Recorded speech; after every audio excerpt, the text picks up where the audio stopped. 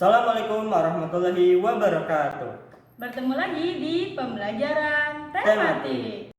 Pada kesempatan kali ini kita akan membahas tentang materi mengenai mempertahankan kemerdekaan Indonesia. Kita tahu ya bahwa pada saat kemerdekaan itu kita tidak sepenuhnya merdeka.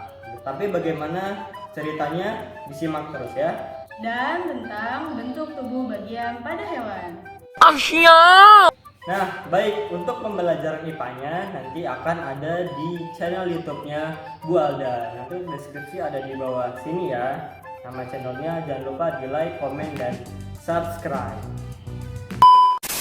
Oke, dalam mempertahankan kemerdekaan Indonesia, kita menggunakan dua jalur, yaitu jalur peperangan dan jalur diplomasi. Untuk jalur peperangan, kita sudah tahu ya di mana ada peperangan 10 November di Surabaya, lalu ada pertempuran Balung Lautan Api, dan selanjutnya ada perang gerilya ya yang dipimpin oleh Jenderal Sudirman melawan agresi militer Belanda. Dan ada juga peperangan di Selat Bali yang dipimpin oleh I Gusti Ngurah Rai.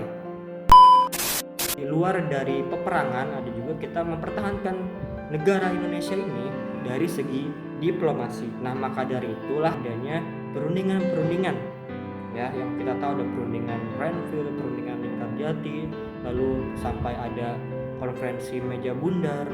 Bapak ingin mengajak kalian semua untuk mengheningkan cipta untuk para pahlawan yang sudah senantiasa berkorban ya demi kemerdekaan Indonesia ini, sampai kita bisa hidup enak, hidup nyaman seperti ini ya. Mari kita berdoa menurut agama dan kepercayaan masing-masing. Semoga para arwah dari pahlawan ditempatkan di sisi yang terbaik. Mengheningkan cipta, mulai.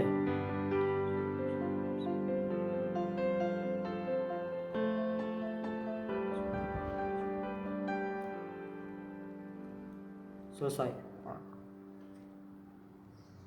2,000 years later.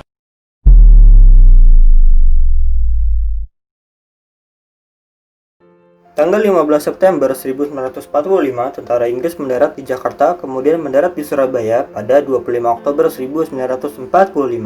Tentara Inggris didatangkan ke Indonesia untuk melucuti tentara Jepang, membebaskan para tawanan yang ditahan Jepang, serta memulangkan tentara Jepang ke negerinya.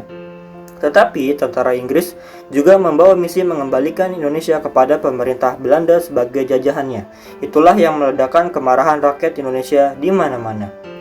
Bentrokan-bentrokan bersenjata dengan tentara Inggris di Surabaya memuncak dengan terbunuhnya Brigadir Jenderal Malabi, yaitu pimpinan tentara Inggris untuk Jawa Timur pada 30 Oktober 1945. Singkat cerita, pada tanggal 10 November 1945 pagi hari, tentara Inggris mulai melancarkan serangan besar-besaran dengan mengerahkan sekitar 30.000 serdadu, 50 pesawat terbang, dan sejumlah besar kapal perang. Berbagai bagian kota di Surabaya dihujani bom, ditembaki secara membabi buta. Pihak Inggris menduga bahwa perlawanan rakyat Indonesia di Surabaya bisa ditaklukkan dalam waktu 3 hari saja. Namun di luar dugaan, ternyata para tokoh masyarakat yang terdiri dari kalangan ulama serta para kiai pondok pesantren Jawa seperti Kiai Haji Hasyim Asy'ari dan Kiai Haji Wahab Hasbullah serta para kiai-kiai dari pesantren lainnya mengerahkan santri-santri mereka dan masyarakat umum. Selain itu, keberadaan pelopor muda seperti Bung Tomo yang membakar semangat kebangsaan membuat perlawanan bisa bertahan lama hingga berminggu-minggu. Bahkan pertempuran besar-besaran ini memakan waktu sampai sebulan sebelum akhirnya seluruh kota Surabaya jatuh di tangan pihak Inggris. Peristiwa benar di Surabaya ketika itu juga telah menggerakkan perlawanan rakyat di seluruh Indonesia untuk mengusir penjajah dan mempertahankan kemerdekaan. Banyaknya pejuang dan rakyat yang gugur menjadi korban, kemudian menjadikan tanggal 10 November dikenang sebagai Hari Pahlawan. Pada tahun 2015, peristiwa 10 November ini divisualisasikan ke dalam film Battle of Surabaya yang dibuat oleh sutradara lokal yaitu Arianto Yuniawan.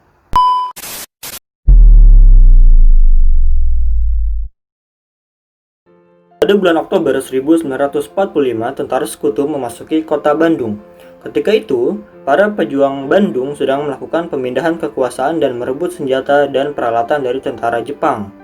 Tanggal 21 November 1945, tentara sekutu membacakan ultimatum pertama agar kota Bandung bagian utara dikosongkan oleh pihak Indonesia selambat-lambatnya pada tanggal 29 November 1945. Namun, para pejuang Republik Indonesia tidak mempedulikan ultimatum tersebut. Akibatnya, terjadi insiden antara tentara sekutu dengan pejuang Indonesia. Tanggal 23 Maret 1946, tentara sekutu mengeluarkan ultimatum yang kedua. Mereka menuntut agar semua masyarakat dan para pejuang TRI atau Tentara Republik Indonesia mengosongkan kota Bandung bagian selatan. Demi keselamatan rakyat dan pertimbangan politik, pemerintah pusat Republik Indonesia memerintahkan TRI dan para pejuang lainnya mundur dan mengosongkan Bandung Selatan. Mereka sepakat untuk mematuhi perintah dari pemerintah pusat. Rakyat akan diungsikan keluar kota Bandung, namun mereka tidak mau menyerahkan kota Bandung bagian selatan itu secara utuh kepada musuh. Sebelum meninggalkan kota Bandung, para pejuang melancarkan serangan umum ke arah markas besar sekutu dan berhasil membumi hanguskan kota Bandung. Dalam waktu 7 jam, kota Bandung menjadi kota yang berkobar. Setiap warga membakar rumah mereka. Tidak kurang dari 200.000 rumah warga Bandung dibakar. Pembakaran tersebut bertujuan untuk menghentikan dan mencegah tentara sekutu dan tentara Nica yang ingin memanfaatkan kota Bandung sebagai markas militer. Peristiwa ini terjadi pada tanggal 23 Maret 1946 dan terkenal dengan sebutan Bandung Lautan Api.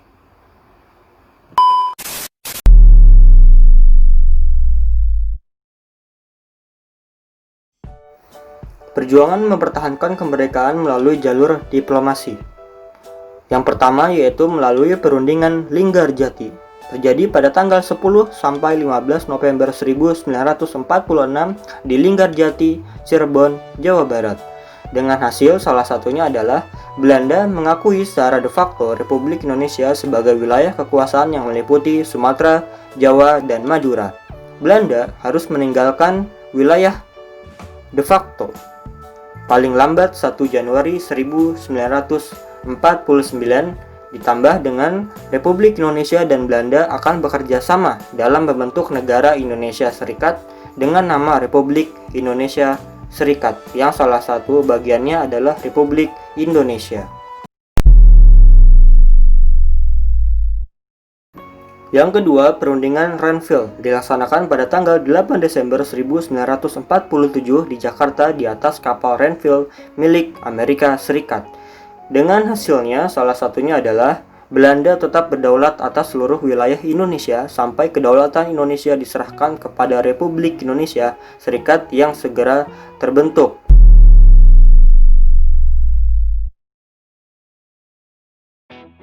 Yang ketiga adalah perundingan Roum-Royen, dimulai pada tanggal 14 April sampai 7 Mei 1949 di Hotel des Indes, Jakarta, dengan hasil pernyataan pemerintah RI. Salah satunya adalah pemerintah Republik Indonesia turut serta dalam konferensi meja bundar dengan tujuan mempercepat penyerahan kedaulatan yang lengkap dan tidak bersyarat kepada negara Republik Indonesia Serikat. Sedangkan pernyataan pemerintah Belanda yaitu pemerintah Belanda menyetujui kembalinya pemerintah Republik Indonesia ke Yogyakarta. Jadi pada masa itu Jakarta belum menjadi ibu kota negara Republik Indonesia.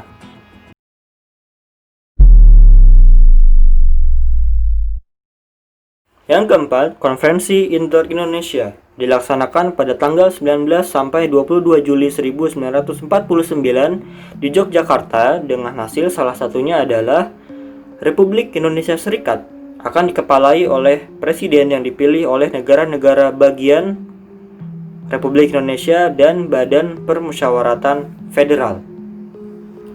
Pada sidang Konferensi Inter-Indonesia yang kedua dilaksanakan pada tanggal 31 Juli 2 Agustus sampai 2 Agustus 1949 di Jakarta dengan hasil salah satunya adalah bendera Republik Indonesia Serikat adalah sang merah putih.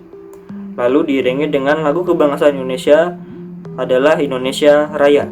Dan bahasa resmi dari Republik Indonesia Serikat adalah bahasa Indonesia.